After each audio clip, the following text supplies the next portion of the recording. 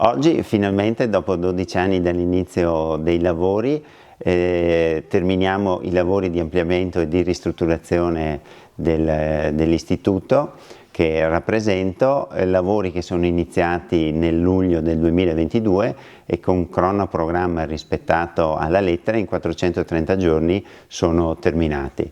Con questi lavori avremo 20 posti letto in più, 12 nuovi uffici amministrativi, 3 sale riunioni, 2 nuove palestre, una mensa per i dipendenti e per gli esterni nuova, 70 posti macchina in più e tutto l'ingresso che è nuovo rispetto a prima con un ampio parco. Tutto questo permette alla struttura di raggiungere l'obiettivo dei 300 posti letto insieme alla struttura di San Vendemiano che ne ha 100 e 200 a Vittorio Veneto, più 25 posti per il centro diurno. Un significato importante per la città di Vittorio Veneto. La Cesana Malanotti da moltissimi anni è una realtà importante per la città e mano a mano che le dinamiche di popolazione ci invecchiano e quindi aumentano i fabbisogni, in questo senso la crescita di questa realtà va nel senso che la città si aspetta,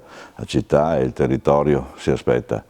Dopo anni di arresto dei lavori, è una soddisfazione anche per l'amministrazione aver determinato la nuova amministrazione di questo istituto che ha saputo portare avanti e completare i lavori iniziati e mai terminati prima, quindi è un momento importante per tutti e per la soddisfazione della città che continua a dare il suo servizio per i suoi cittadini e per l'intero territorio. Accogliamo con favore l'impegno dell'Istituto Cesana Malanotti di tutti coloro che si sono dati da fare per offrire una struttura al passo con i tempi che risponda ai nuovi bisogni e anche che offra una qualità dell'accoglienza e della cura e dell'assistenza dell'anziano al passo con quelle che sono le esigenze della modernità. La Regione è al fianco di queste strutture che fanno investimenti importanti di rinnovo dei locali, di miglioramento degli spazi e quindi della vita all'interno della struttura. I centri servizi per anziani come l'Istituto Cesana Malanotti sono delle colonne portanti del sistema dell'assistenza e della cura dell'anziano assieme agli ospedali, assieme alle strutture intermedie.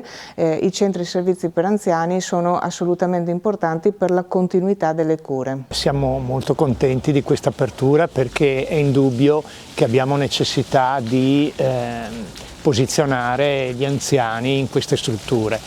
È vero che le linee guida europee dicono di istituzionalizzare il meno possibile l'anziano, però è vero anche che nella nostra zona, in particolare anche in Italia, l'età è elevata e quindi abbiamo bisogno di queste strutture. Sempre di più noi avremo bisogno di integrare queste strutture con l'ospedale. Dimettiamo soggetti complicati e queste strutture si stanno attrezzando proprio per fare assistenza anche a chi ha 1, 2, 3 patologie e quindi questa collaborazione aumenterà nel tempo.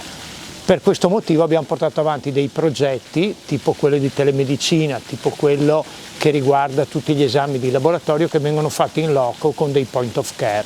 Questo sempre per ridurre i tempi di diagnosi, velocizzare la terapia corretta e quindi ridurre i ricoveri.